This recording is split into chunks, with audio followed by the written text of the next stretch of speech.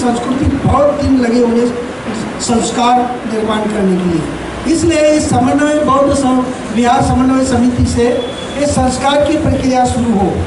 विहार का मतलब होता है, बहुत अच्छी तरह से हमारे इन्होंने बहुत अच्छी तरह से बताया, लेकिन उसका एक मतलब यह संगाराम, संघ, सारा संघ वहाँ पर आराम करने के लिए आता है।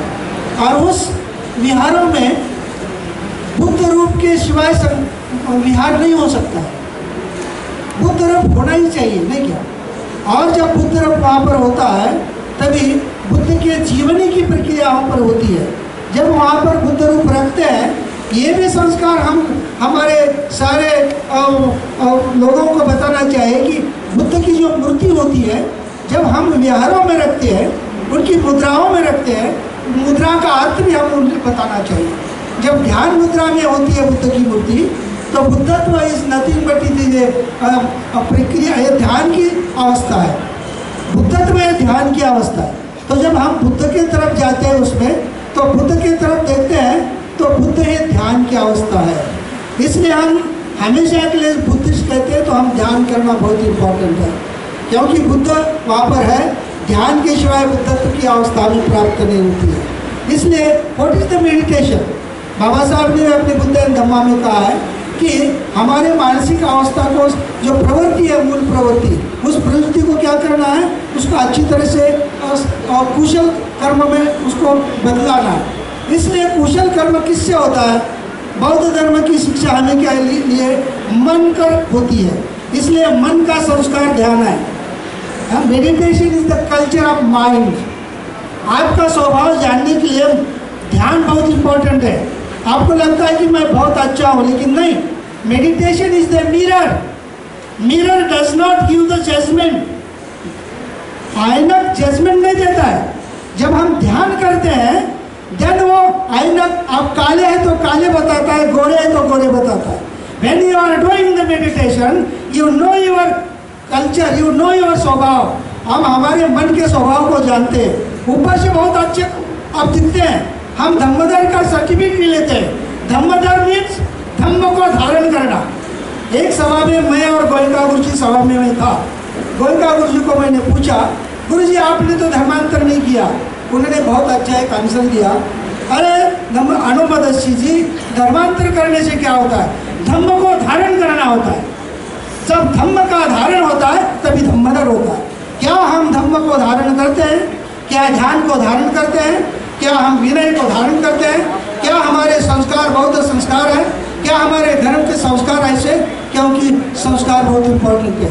बाबा साहब अम्बेडकर को बचपन से संस्कार मिले बौद्ध धर्म के, शब्दों के। ये सारे संस्कार हम हमारे बच्चों के ऊपर करना चाहिए, और सारे संस्कार विहार से होते हैं। और जब हम वंदना करते हैं, it is a sound therapy. जब वंदना होती है, आप ध्वनि का तंत्र है। यदि ध्वनि बहुत अच्छी तरह से होती है तो विधायक वातावरण निर्माण होता है। यदि आपकी वंदना बद स्वर में होती है तो विधायक वातावरण नहीं होता है, लगता है कि अरे क्या बोल रहा है। लेकिन जब वंदना बहुत अच्छी तरह से होते हैं, हमारा पॉजिटिव मन निर्माण होता है। इसलिए वंदना हर धर्म संप्रदाय में ध्वनि है, आवाज़ है। हमारे इसमें भी ध्वनि है। इसलिए हमारी वंदना एक साथ होनी चाहिए, एक साथ इतने अच्छी तरह से होनी है। इसलिए यहाँ पर जो बताया गया कि हमारे संस्कार, हमारी वंदना है, बहुत अच्छा उन्होंने सुझाव दिया। लेकिन हम करें कैसा? कभी कभी ऐसा होता है कि हर स्कूल का ड्रेस अलग होता है, एक नहीं होता है, लेकिन शिक्षा एक होती है। मालूम नहीं क्या किस तरह से इसको हम करेंगे। तो ये सुझाव को भी हम इस तरह से देखना चाहिए। तो ये बहुत अच्छी तरह से सुझाव यहाँ पर है। बाबा साहब अम्बेडकर के किताबों का उन्होंने जिक्र किया। बाबा साहब की किताब का जो बुद्ध एंड धम्मा है, उसकी अर्पण पत्रिका है, बुद्ध धम्म संघ की है। सुखो बुद्धानुपद, बुद्ध का जन्म सुखोदय है। बुद्ध का जन्म कभी होता है? Buddha was not born. Buddha पैदा नहीं होते, बुद्धत्व को प्राप्त किया जाता है। कैसे? ध्यान के माध्यम से, वातावरण के माध्यम से। प्रत्यक्ष समुत्पाद की प्रक्रिया है। जब वातावरण को निर्माण करेंगे तभी वो होता है। जैसा एक खेती में खेती बो रहा है शेतकरी, तो वहाँ पर क्या होता है? वो धान पैदा नहीं करता हो, वो पैदा करने के लिए वातावरण की निर्मित करता है। उसी तरह से हम एक अच्छा बुद्धिस्ट बनने के लिए ये विहारों में एक अच्छा वातावरण पैदा करना चाहिए, तभी सही मायने में बौद्ध संस्कार की प्रक्रिया हो सकती है। इसलिए बौद्ध विहार ये संस्कार की प्रक्रिया है। बाबा साहब ने कहा है, how long you are travel it is not important, how factually are travel it is the important. कितने दूरी से चले गए ये इम्पॉर्टेंट नहीं है, सही आदमी में आपने सही कितना हमने धर्माचरण किया है, हाँ कितना धर्माचरण किया है, ये नहीं करने की वजह से हमें दुख है। बाबा साहब ने नाला सोपारा में एक लेक्चर दिया था, उन्होंने कहा था दुख का 3 प्रकार का है, एक आध्यात्मिक दुख है, एक भौतिक आदि भौतिक दुख है और एक आदि दैविक दुख है। आध्यात्मिक दुख का मतलब बाबा साहब ने कहा, हमने निर्माण किया है, हमने दारू पिया है, एक दूसरे के साथ अच्छा बर्ताव नहीं किया है, इससे हमें दुख होता है, ये आध्यात्मिक दुख है। इसको कैसा निकाले? पंचशील का आचरण करके इसको हम निकाल सकते हैं, और पंचशील के आचरण से ही धम्म का आचरण करके सद्धम्म के तरफ जा सकते हैं। इसलिए Dhamma maintaining the purification of mind, हमारा जीवन शुचिता रखना ये धम्म है। इसलिए पंचशील आचरण से दुख का निर्माण निकाल सकते हैं। और आदि दैविक, आदि भौतिक क्या है? आदि भौतिक का मतलब है विषमता। इस समाज में बहुत बड़ी विषमता है, और इस विषमता को बौद्ध तंत्र ज्ञान से, बौद्ध शिक्षा से निकालना है। 10 पारमिता का पालन करने से, पहली पारमिता दान, बहुत पैसा अपने पास है तो दान दे दो। दान की प्रक्रिया एक दूसरे के साथ समाविष्ट करना है। दान को त्रिविध शुद्धिकरण कहा है, मन की शुद्धिकरण होती है, काया की शुद्धिकरण होती है, वाणी की शुद्धिकरण होती है। इसलिए दान से हमारा धम्म शुरू होता है। ये है सही मायने में आदि भौतिक को, दुख को हम निकाल सकते हैं।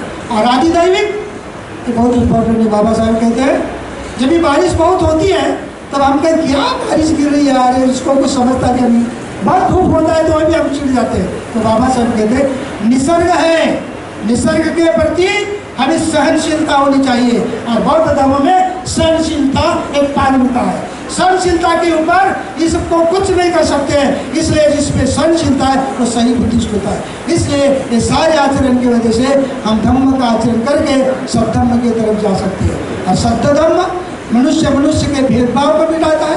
कर्म या सही मायने में कर्म से आदमी बहुत अच्छी तरह से, क्योंकि कल के कर्म के आज हमें, जो कर्म कल करते हैं हम आज हमें, आज के कर्म में कल आप निर्माण होंगे। क्योंकि हम जो बीज बोते हैं, अच्छा बीज नहीं होगा तो उसका वृक्ष भी नहीं होगा। लेकिन बीज और वृक्ष एक नहीं है, बीज अलग है, वृक्ष अलग अलग है, लेकिन बीज में क्षमता है वृक्ष होने की। क्या आप में वो बुद्धत्व की क्षमता आप में है? वो क्षमता क्या है? मैत्री, करुणा और मुदिता एक क्षमता है। क्या हम ये विकसित करें? ये विकसित करने की जगह है बिहार। इसलिए बाबा साहब ने बुद्धा धम्मा में बहुत अच्छा कहा है। जब सिद्धार्थ अपनी खेती में ध्यान कर रहे थे तभी बाबा साहब ने कहा है सिद्धार्थ के जीवन का स्थायी भाव मैत्री है, गुड़ का स्थायी भाव स्वीटनेस है। यदि हमारे मन से मैत्री निकल जाएगी और नो मोर बुद्धिस्ट, इसलिए बौद्ध होना है तो हमें मैत्री का आचरण करना ही है। इसलिए लास्ट में बाबा साहब कहते हैं कि करुणा एवं प्रज्ञा इससे बहुत इम्पोर्टेंट है मैत्री का। जब हम आचरण करते हैं तो सद्धम्म बनता है। इतना ही कहकर मैं इतना ही कहूँगा कि समन्वय समिति इतने अच्छे संस्कार देकर बहुत सारे एक विश्व में अच्छा काम करेंगे, इसको सभी को बधाई देते हुए मेरा प्रवचन यहीं पर समाप्त करता हूँ। धन्यवाद। जय हिंद। धन्यवाद। अनंत दस्ती एक धम्म प्रचारक कैसा होना चाहिए ये आपने देखा है, फुल टाइम धम्म प्रचारक। आदरणीय मैं अनंत दस्ती का और